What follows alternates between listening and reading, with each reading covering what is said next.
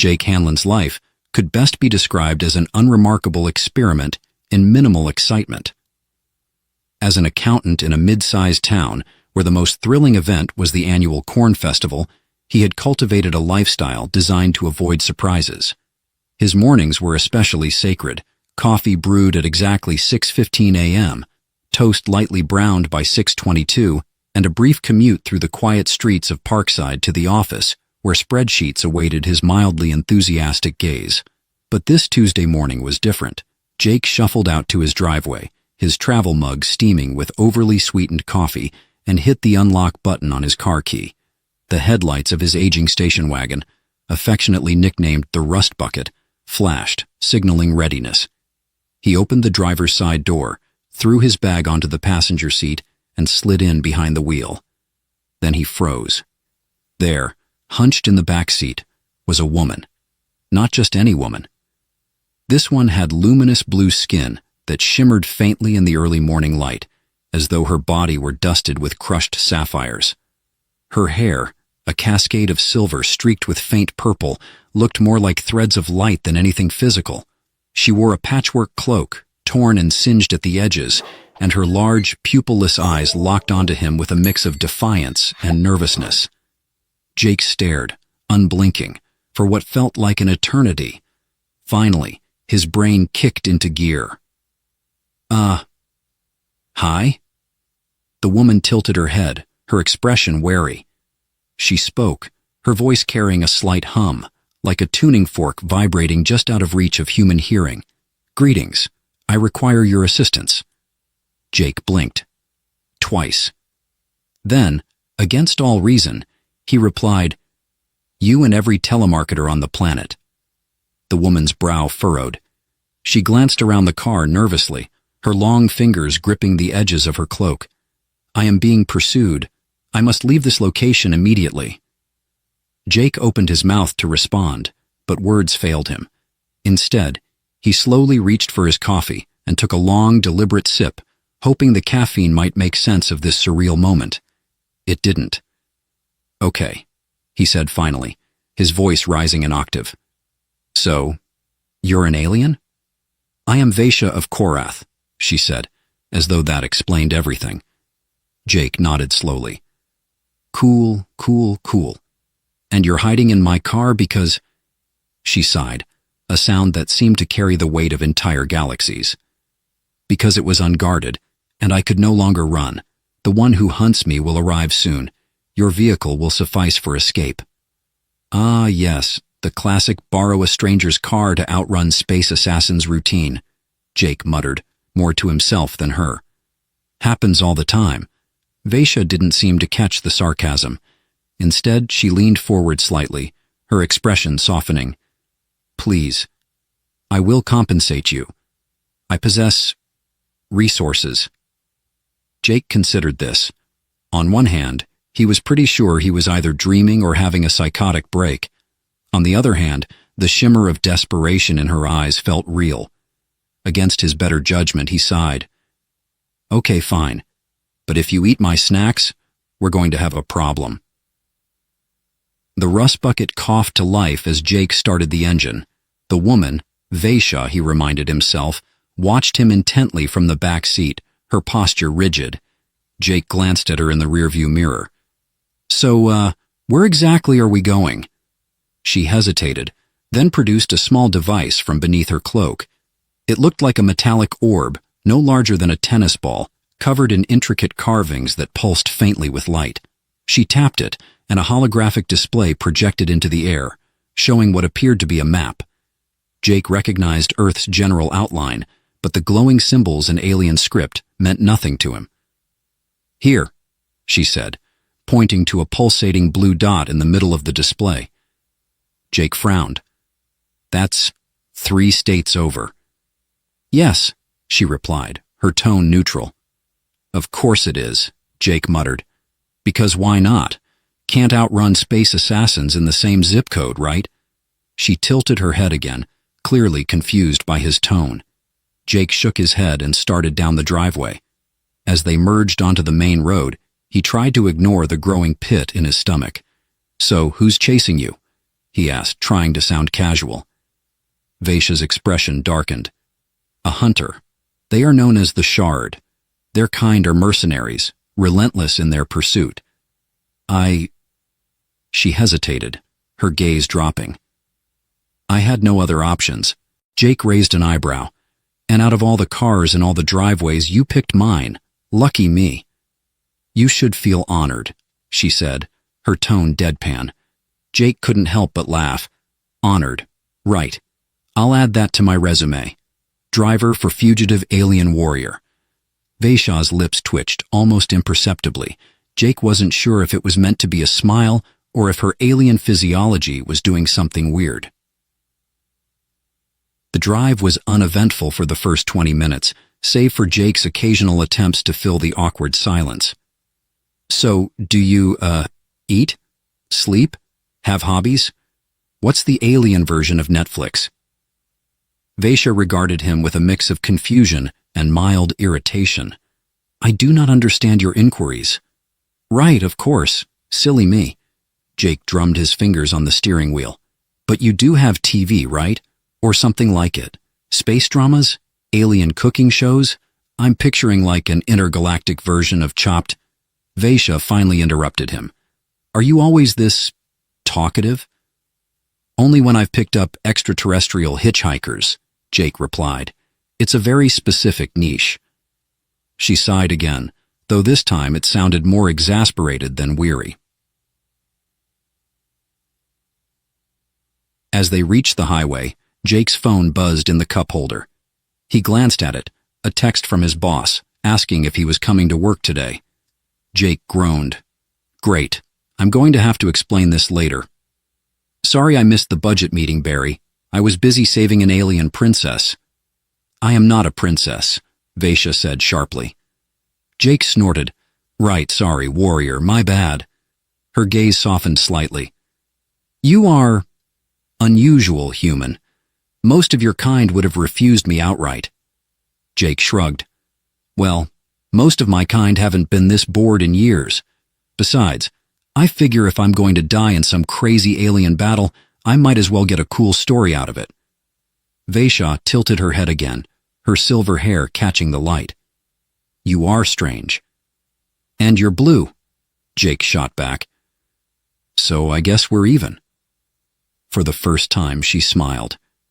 It was brief, barely more than a flicker, but it was enough to make Jake think that maybe, just maybe, he hadn't completely lost his mind. The Rust Bucket's tires hummed along the highway, each mile stretching Jake further from his comfort zone and deeper into a situation he still couldn't fully believe.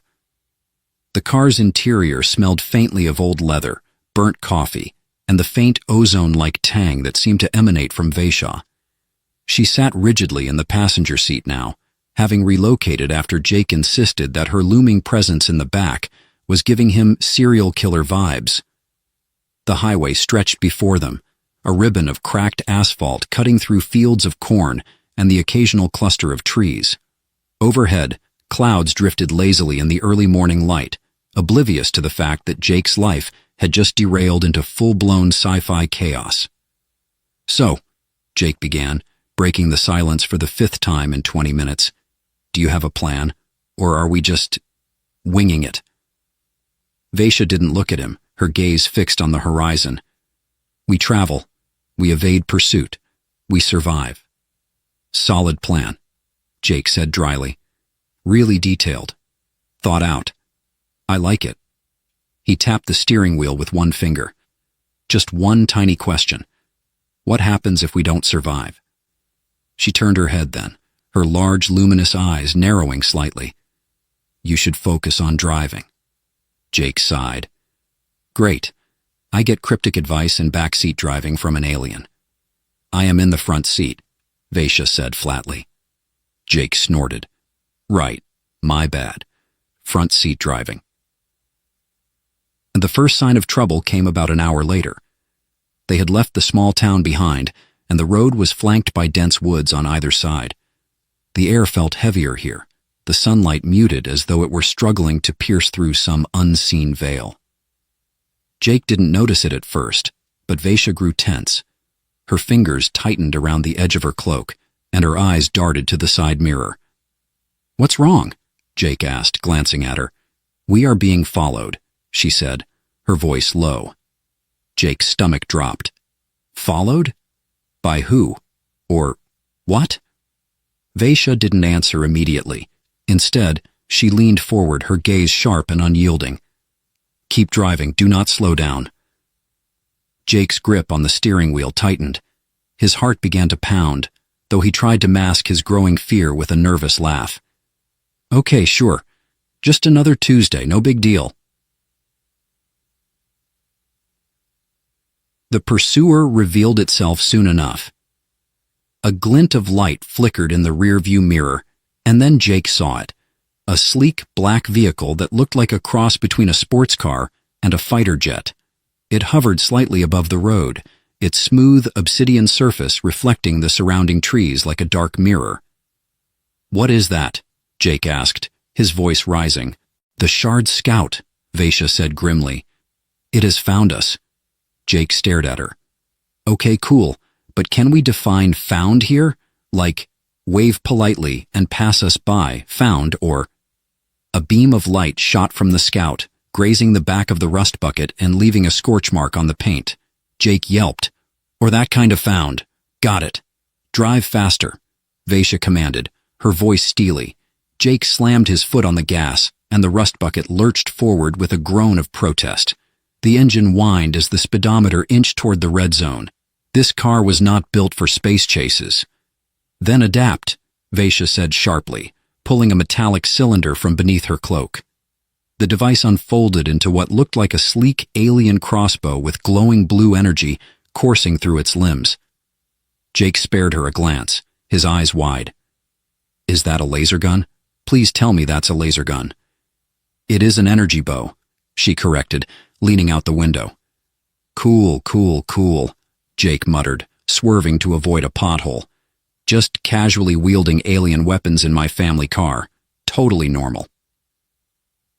The Scout fired again, and this time the beam sliced through the air just above the car, singeing the antenna.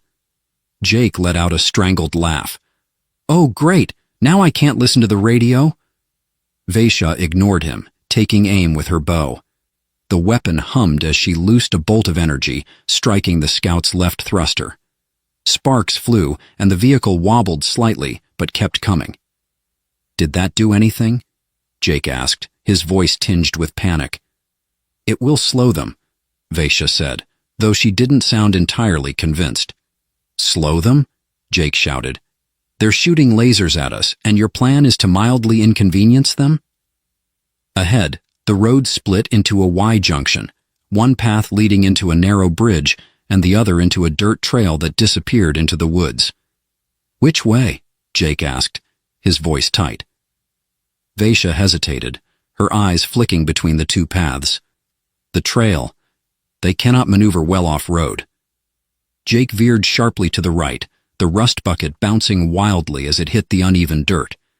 Branches scraped against the sides of the car, and Jake winced. There goes the resale value.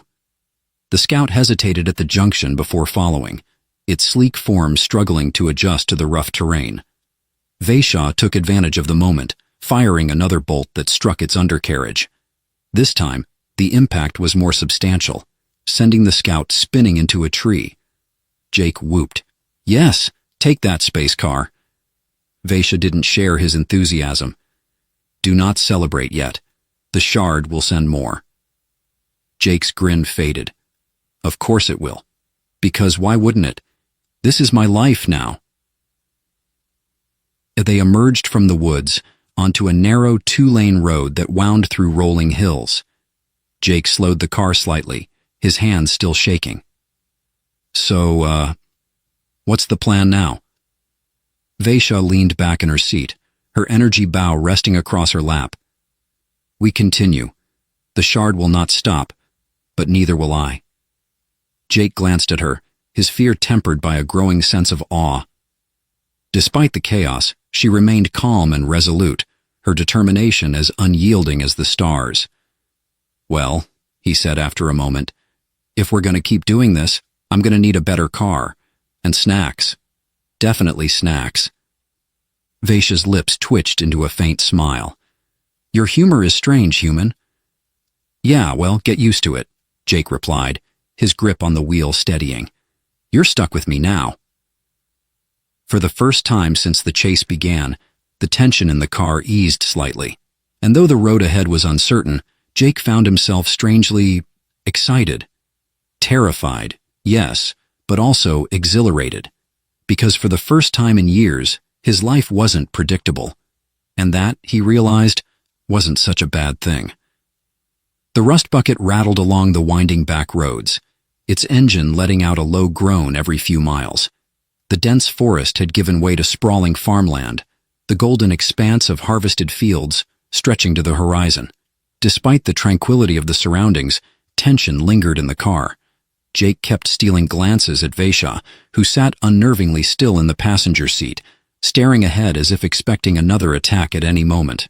Finally, he couldn't take the silence anymore.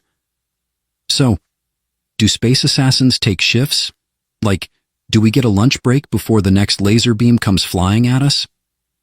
Vaishah didn't respond right away, her hand still resting lightly on her energy bow.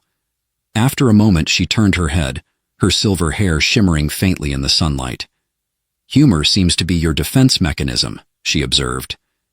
Guilty, Jake said, giving her a weak smile. It's either that or a full-blown panic attack, and trust me, you don't want to see me hyperventilating. Not pretty. Vaishah tilted her head, her gaze softening slightly. Your resilience is unexpected. Jake snorted. Resilience? Lady, I'm one bad coffee spill away from losing it. He gestured at the dashboard, which was illuminated by several ominous warning lights. Speaking of losing it, this car is about 5 minutes away from turning into a lawn ornament. We need to stop. Vaishah's eyes narrowed. Stopping is unwise. The shard will find us, hunt us, turn us into space dust. Got it, Jake interrupted. But if we don't stop, this car won't make it another 50 miles. And unless you've got a spaceship in your pocket, we're going to need the rust bucket to keep running. Vaishah hesitated, clearly torn. Finally, she gave a curt nod. Very well, but only briefly. Jake spotted a gas station at the next intersection, a lonely outpost with a flickering neon sign that read, Miller's Gas and Goods. It was the kind of place that looked like it hadn't seen a renovation, or a health inspector, since the 1980s. A single pump stood beside the main building, and a rusty pickup truck was parked haphazardly near the entrance. Welcome to paradise, Jake muttered as he pulled into the lot. Vaishah scanned the area warily, her energy bow tucked discreetly under her cloak. This location appears primitive. Hey, don't knock it, Jake said. Primitive has its charm sometimes. Maybe. Okay, probably not here, but still. He climbed out of the car and stretched, his back cracking audibly. Vaishah followed, her movements fluid and deliberate, like a predator sizing up unfamiliar territory. Jake leaned against the pump, pulling out his wallet. You got alien currency, or is this on me? Vaishah gave him a blank look.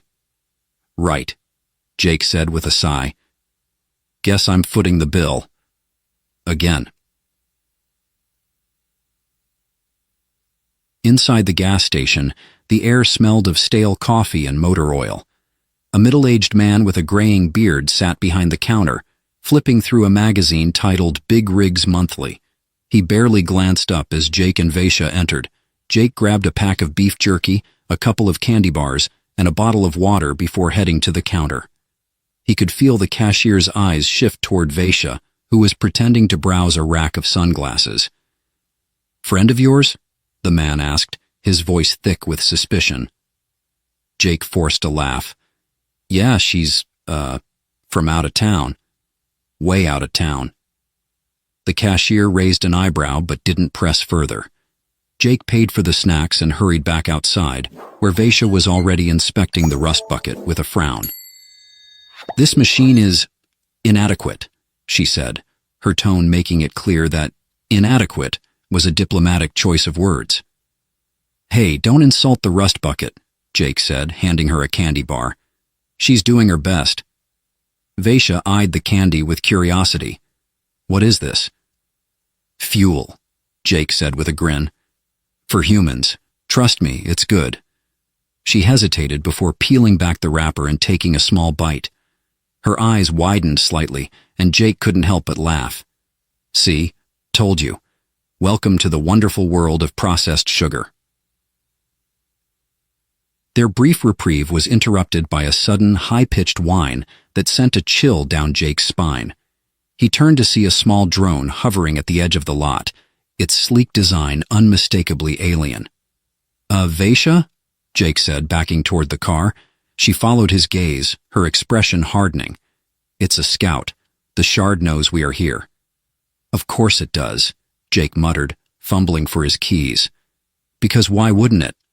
The drone emitted a sharp beep before firing a pulse of energy that scorched the pavement near their feet. Jake yelped. Okay, time to go. Vaisha didn't waste time. She raised her energy bow and fired a bolt, hitting the drone dead center. It exploded in a shower of sparks, but not before emitting a faint, ominous ping. That's bad, isn't it? Jake asked, climbing into the driver's seat. They have our location, Vaisha said, her voice tight. We must leave now.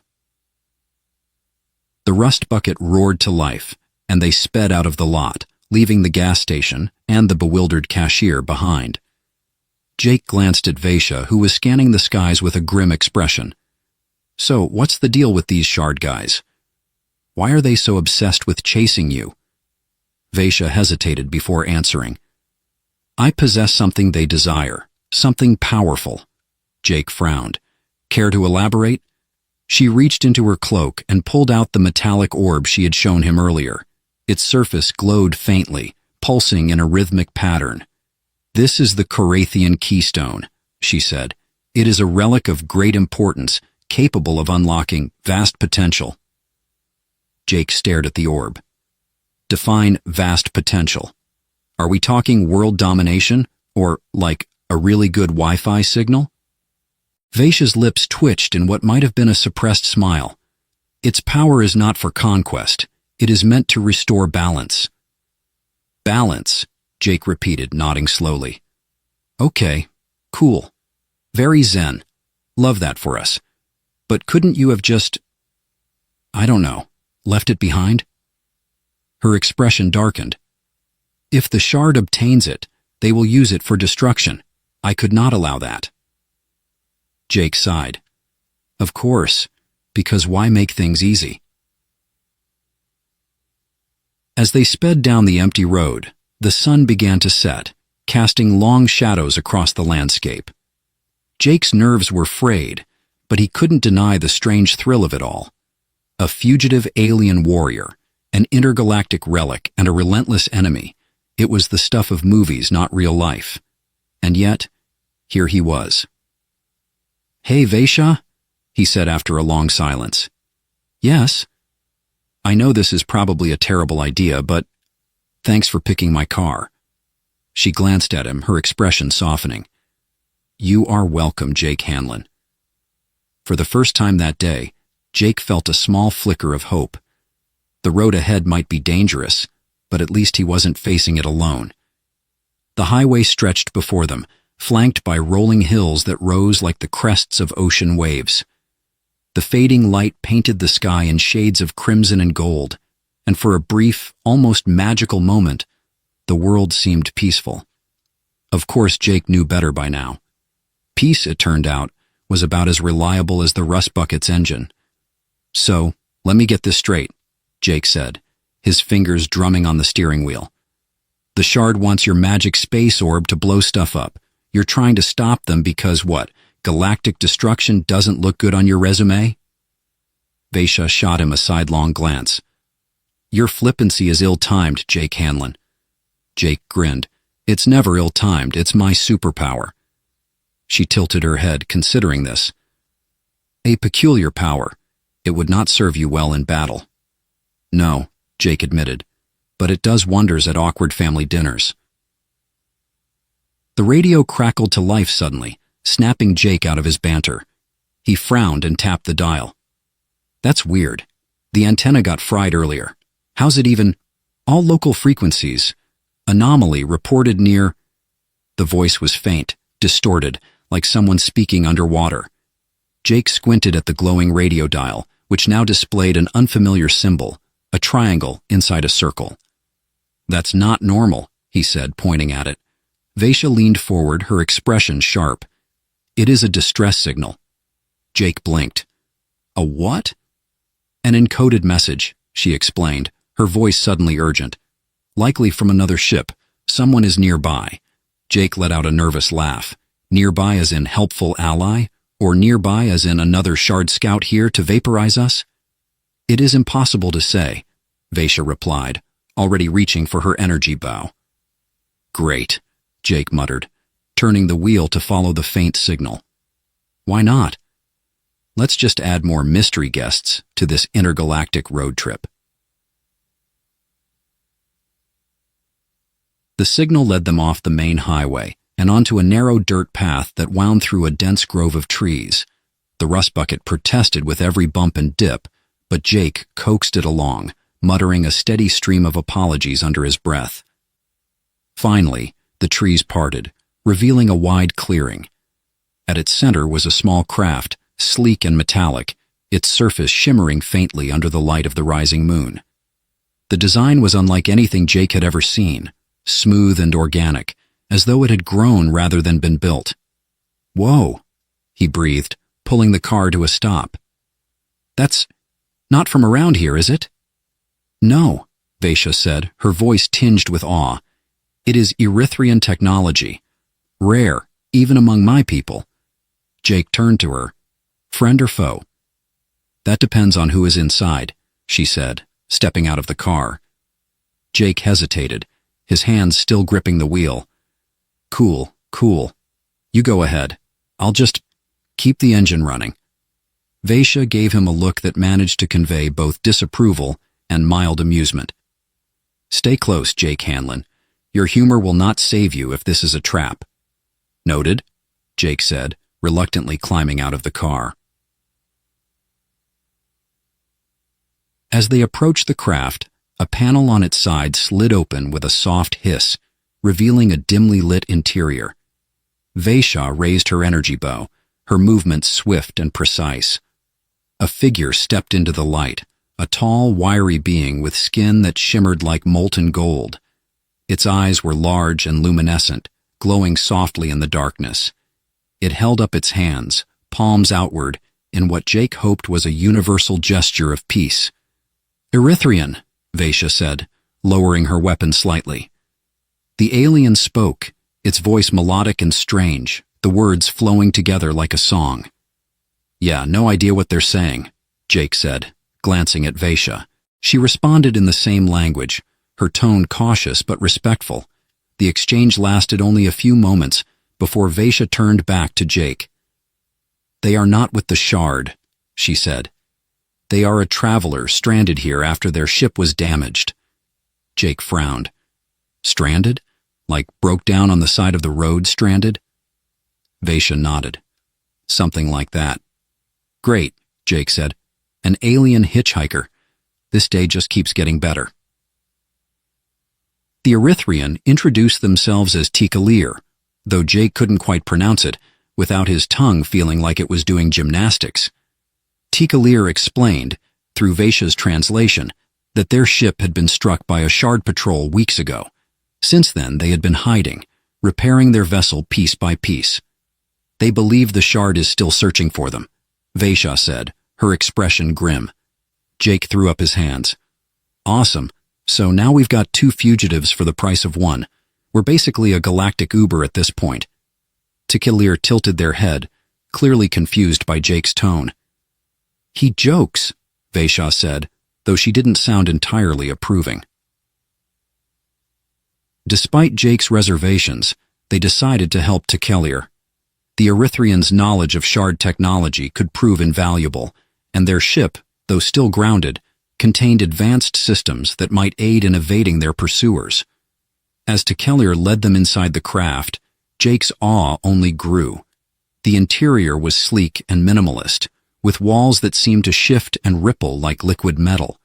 Strange symbols floated in the air, glowing softly as Tequilir manipulated a control panel. "This is insane," Jake muttered, running a hand along the smooth surface of a console. "It's like Apple designed a spaceship." Vaishya shot him a look. "Focus, Jake Hanlon." "Right," he said, straightening. "Totally focused. Baeg Peosanto." Tequilir projected a holographic map of the region, highlighting areas where shard activity had been detected. One cluster of signals stood out, pulsing ominously near their intended destination. "They are establishing a perimeter," Vaishya said, her voice tight. Jake frowned. "So what? We're driving straight into a trap?" "Not if we move carefully," she replied. "With Tequilir's assistance, we may find a way to bypass their patrols." Jake sighed. "Great. Love a good sneaky plan. Those always work out." As they prepared to leave, Tequilir handed Vaishya a small device, a spherical object that glowed faintly, similar to the keystone. "What's that?" Jake asked. "A navigational enhancer," Vaishya said. "It will disrupt shard scanners, making it harder for them to track us." Jake raised an eyebrow. "Okay, I take back my sarcasm. That's actually useful." Vaishya allowed herself a faint smile. "Perhaps there is hope for you yet, Jake Hanlon." Jake grinned. "Oh, don't get used to it. Sarcasm's kinda my thing." As they returned to the rust bucket, the weight of the journey ahead pressed heavily on them. But for the first time since their chaotic flight began, Jake felt a flicker of something resembling confidence, because now they weren't just running, they had allies, and maybe, just maybe, they had a chance.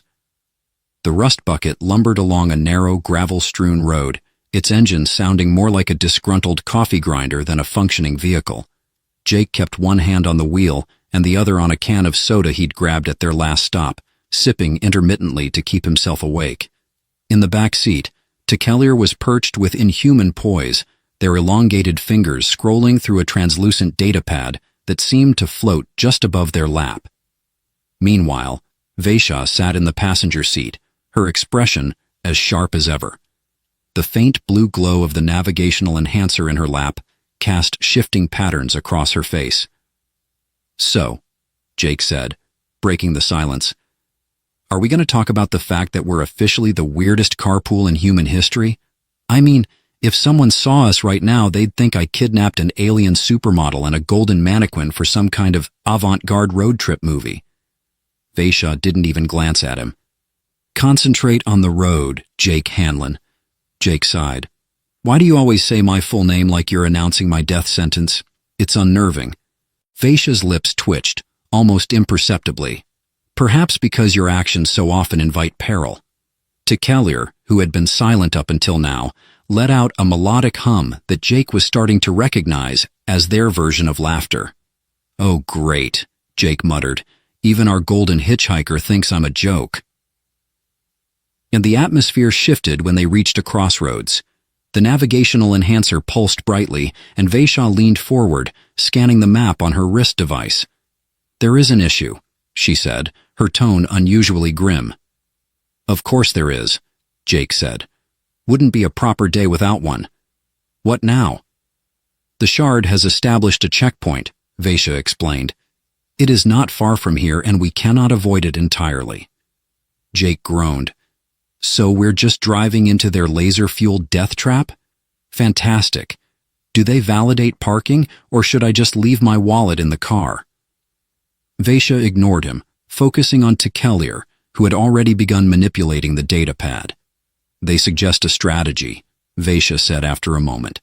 "Please tell me it involves something other than heroically die in a blaze of glory," Jake said. Vaishya glanced at him, her expression unreadable. "We will need to disguise ourselves." Jake pulled the car to a stop in a secluded grove, the branches overhead casting dappled shadows on the ground. Tequilir stepped out, moving with an eerie grace, as they began unpacking an assortment of equipment from their craft, a collection of small spherical devices and shimmering fabric that seemed to ripple like water. "Okay, someone's got to tell me what's happening," Jake said, crossing his arms. because right now it looks like we're setting up for an alien-themed rave." Vaisha ignored him and took one of the shimmering fabrics, draping it over her shoulders. The fabric shifted and molded itself to her form, changing color and texture until it looked like a standard Earth jacket. Jake's jaw dropped. That's actually pretty cool," he admitted. "It is a holographic cloaking device," Vaisha explained, securing it in place. "It will alter our appearance to blend in with human surroundings." Jake frowned. "Wait, if this thing can make us look normal, why haven't we been using it the whole time?" "Because its energy signature can be detected by the shard," Vaisha said. "We can only use it briefly, and only when absolutely necessary." "Ah," Jake said. "So, it's basically a really fancy, really dangerous Halloween costume. Got it." With their disguises in place, the trio prepared to approach the checkpoint. Jake's disguise consisted of a slightly cleaner version of his usual attire. An oversight, he suspected, was Tekellir's subtle way of mocking him. The checkpoint loomed ahead, a sleek structure bristling with alien technology. Shard drones hovered overhead, their sharp, insect-like bodies glinting menacingly in the light. "Okay," Jake said, gripping the steering wheel tightly. "Someone tell me the plan before I just drive us into the middle of that nightmare and hope for the best." "We pose as traitors," Vaisha said. "Tekellir will transmit false credentials to their system, allowing us to pass without raising suspicion." Jake raised an eyebrow. "And if they don't buy it?" "Then we fight," Vaisha said simply, checking her energy bow. Jake groaned. "Great. I love plans with absolutely no middle ground." As they approached the checkpoint, Jake couldn't help but notice how calm Tekellir seemed. The Erythrians sat perfectly still, their glowing eyes fixed on the control panel in front of them. Jake, on the other hand, was sweating through his shirt. The car rolled to a stop, and a shard sentry approached, a towering figure encased in sleek black armor. Its voice was deep and mechanical as it addressed them, though Jake couldn't understand the words. "They are requesting identification," Vaisha said, her voice steady. Tekellir's fingers danced across the datapad, transmitting the fabricated credentials. There was a tense pause as the sentry examined the data. "Please work, please work, please work," Jake muttered under his breath. Finally, the sentry stepped back, waving them through. Jake let out a breath he hadn't realized he'd been holding. "Well, that was easy. Too easy. I hate how easy that was." They passed through the checkpoint without incident, but the tension in the car remained palpable. Vaisha kept glancing at the rearview mirror, her hand never straying far from her weapon. "You think they're onto us?" Jake asked, his grip on the wheel tightening. "It is possible," Vaisha admitted, "but we are beyond the immediate danger. For now." Jake groaned. "You really need to work on your pep talks, you know that?" As night fell, they found themselves on another desolate stretch of road, the stars overhead shining with an otherworldly brilliance. Tekellir seemed transfixed by the sky, their luminous eyes reflecting the constellations. "Beautiful, isn't it?" Jake said, surprising even himself with the softness of his tone. Tekellir nodded, their hum resonating like a quiet melody. Vaisha, however, was focused on her map. "We are nearing the coordinates," she said. "The final leg of the journey will be the most dangerous." Jake sighed. "Because of course it will be. Can't have a road trip without a death-defying climax, right?" Vaisha didn't respond, but Jake thought he saw the faintest flicker of a smile. As they continued on, Jake couldn't shake the feeling that their little group, bizarre as it was beginning to feel almost normal. Sure, he was a human chauffeur for two aliens on the run from a murderous galactic empire, but somehow he didn't mind. "Well," he said, breaking the silence, "if we make it out of this alive, first round of drinks is on me." Vaishya raised an eyebrow. I do not consume alcohol. Jake grinned. Guess that means more for me. And for the first time in what felt like forever, the sound of laughter filled the car as they drove into the night. The road narrowed as the rust bucket climbed a steep ridge, flanked by rocky outcrops that jutted out like broken teeth. The night sky was a vast, glittering canvas above them, but Jake couldn't enjoy it. He was too busy watching the dashboard flicker like a Christmas light display gone rogue. Why is it doing that? He asked, tapping the controls like it might help. Spoiler alert, it didn't. It is a proximity disturbance, Vaishya said, her voice tinged with concern. Something, or someone, is emitting a signal strong enough to interfere with your vehicle's systems. Jake groaned. Great. Love that for us. Is it too late to turn around and just call AAA? Alien Assistance Alliance? No? Takalir let out a melodic hum, which Jake had come to interpret as their version of a chuckle. Glad you're enjoying this, Jake muttered.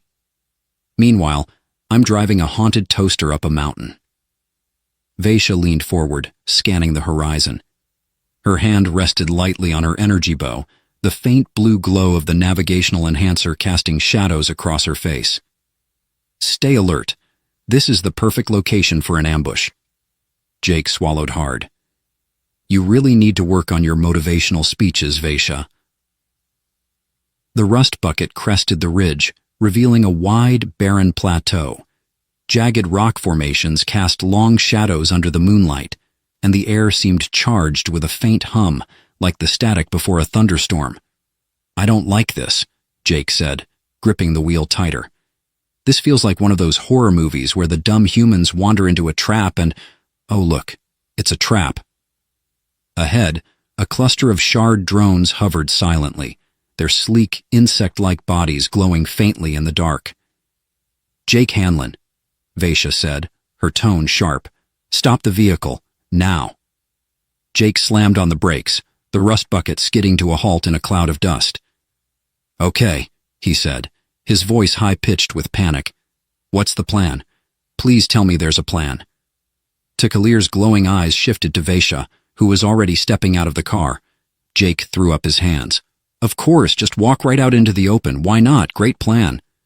Vaishya glanced back at him, her expression calm but steely. Stay here.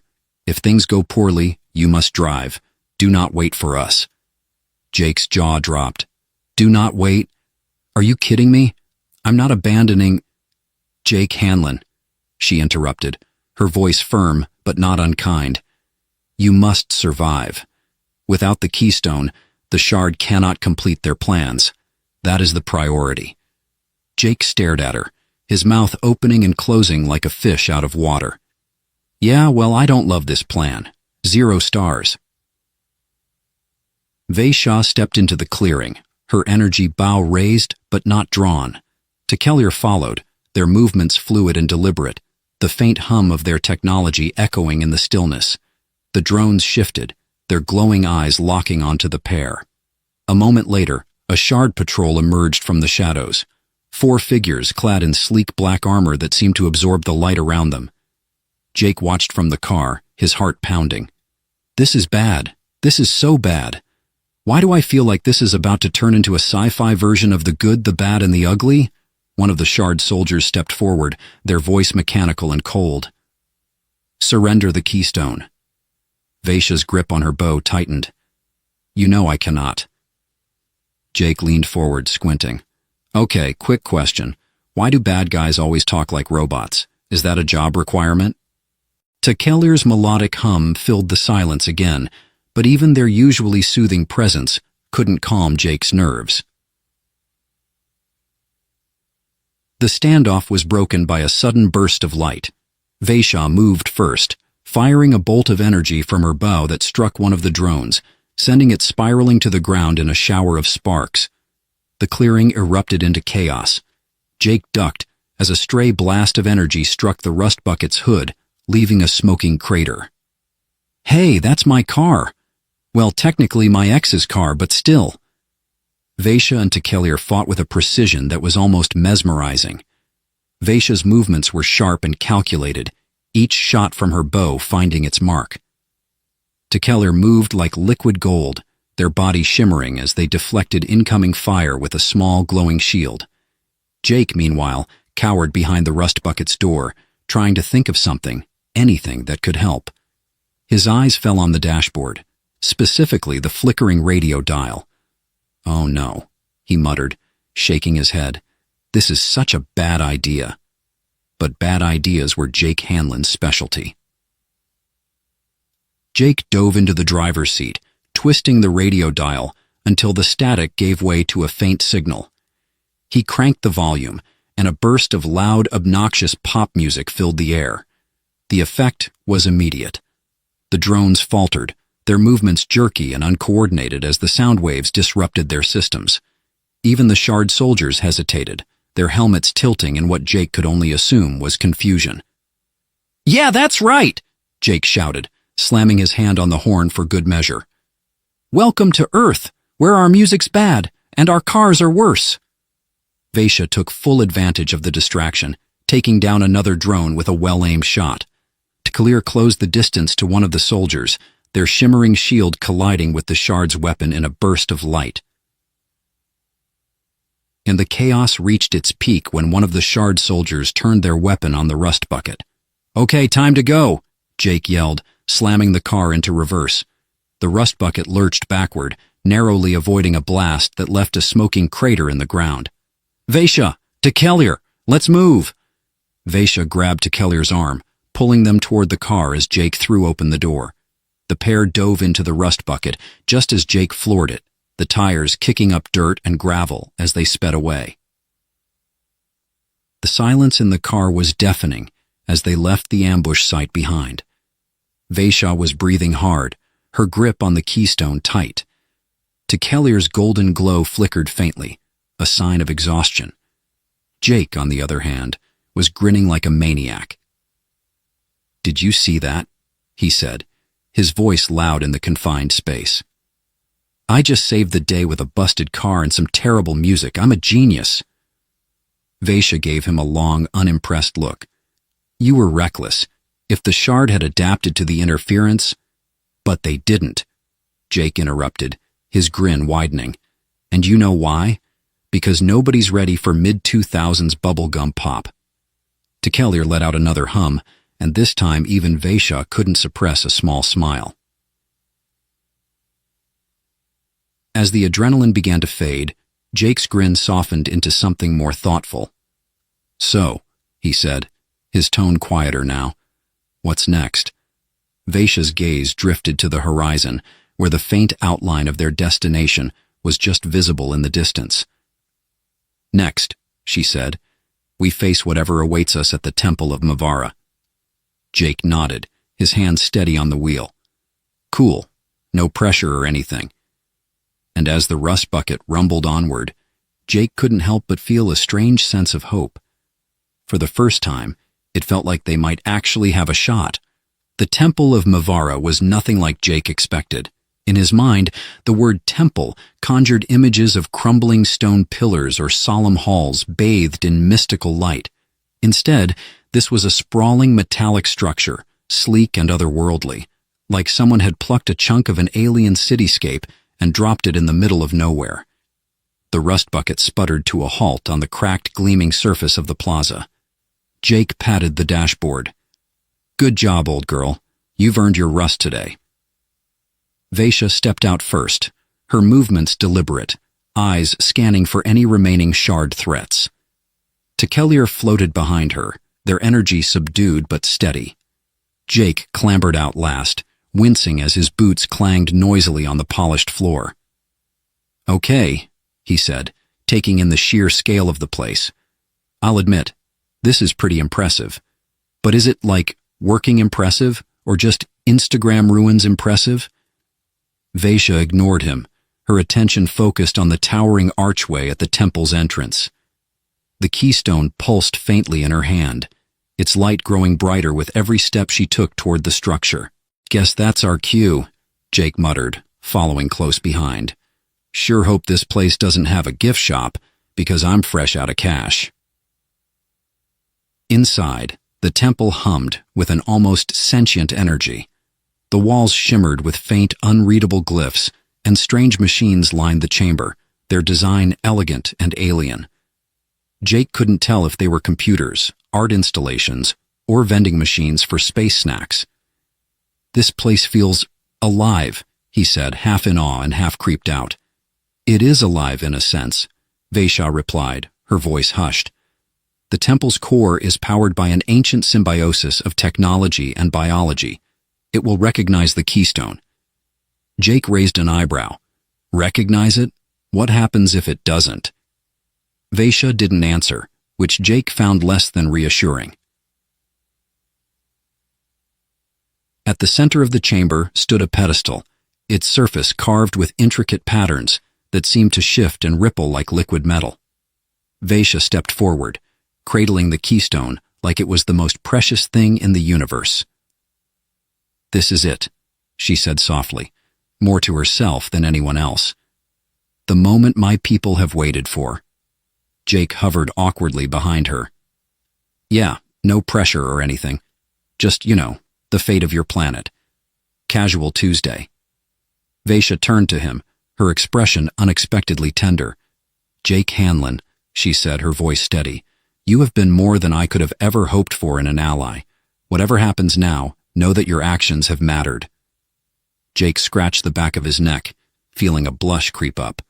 "Ah, shucks. Don't go getting all sentimental on me now. I might cry, and then who's going to drive?" Vaisha placed the keystone on the pedestal, and the effect was immediate. The glyphs on the walls flared to life, casting the chamber in a brilliant blue glow. The air thrummed with energy, and a low, melodic hum resonated through the room, like the universe itself was holding its breath. Tikalir emitted a series of musical tones, their voice layered with awe. "The connection has begun. The temple's systems are awakening." Jake stepped back instinctively, as beams of light shot out from the pedestal, converging in midair to form a shimmering holographic display. It showed a star map, vast and intricate, with a glowing marker pinpointing Vaisha's homeworld. "Whoa," Jake whispered. "That's beautiful." But the display was quickly overshadowed by a darker presence. The Shard had arrived. Their leader strode into the chamber, flanked by a squad of soldiers and drones. His armor was more ornate than the others, its surface etched with jagged lines that pulsed faintly like veins. His voice, when he spoke, was cold and deliberate. "You have gone far enough, warrior," he said, addressing Vaisha. "The keystone will not save your world. It will only delay the inevitable." Jake groaned. "Why do bad guys always show up right at the climactic moment? It's like they've got a script or something." Vaisha stepped forward, her energy bow in hand, but not yet raised. "You cannot stop what has already begun. The temple's power is beyond your control." The Shard leader laughed, a hollow, metallic sound. "Perhaps, but I can destroy you before it completes." Jake glanced at Tikalir. "Got any ideas? Preferably ones that don't involve me dying?" Tikalir tilted their head. "Perhaps a diversion is in order." Jake sighed. "Of course, I'll just improvise. Like always." What happened next was a blur of chaos and courage. Jake, true to his word, improvised. He grabbed the nearest alien device, which turned out to be some kind of portable energy emitter, and used it to create a dazzling display of lights and sounds, confusing the Shard soldiers long enough for Vaisha to take the offensive. Tikalir used their shimmering shield to block incoming fire, their movements graceful and precise. Vaisha fought with the ferocity of a true warrior, her energy bow striking down drones and soldiers alike. Jake, meanwhile, ran around like a madman, shouting, "Hey, over here!" and waving his makeshift gadget like a maniac. "Jake Hanlon!" Vaisha called out as she deflected an incoming blast. "What are you doing?" "Being a distraction," he shouted back. "Is it working?" In the end, it was the temple itself that turned the tide. As the keystone's energy reached its peak, the chamber was flooded with a burst of light so intense that everyone, including the shard, was forced to shield their eyes. When the light faded, the shard soldiers were gone, seemingly disintegrated by the temple's defensive systems. The holographic star map expanded, its energy forming a shimmering portal. Vaishya stared at it, her expression a mix of relief and longing. It's open, the path to my home. Jake clapped his hands together. Well, that's a wrap, folks. Time to go home and— Wait, you mean your home, don't you? Vaishya nodded. It is time for me to return. My people need me. Jake tried to smile, but it came out crooked. Yeah, of course. Go save the day. You're good at that. The goodbye was brief, but heartfelt. Vaishya placed a hand on Jake's shoulder. You have shown me the strength and kindness of your people, Jake Hanlon. I will not forget you. Jake swallowed hard. Same here. If you ever need a ride again, you know where to find me. With one last look, Vaishya stepped into the portal, her figure dissolving into light. As the portal closed, the temple grew quiet, its energy fading back to dormancy. Jake stood there for a long moment, the weight of the journey settling on him. Well, he said finally, turning to Tekelir, guess it's just you and me now, buddy. Tekelir hummed softly, their glow warm and reassuring. Jake smiled. Let's go home. And as the rust bucket sputtered back to life, Jake couldn't help but feel like he'd found something extraordinary, something worth remembering, on this wild, improbable ride.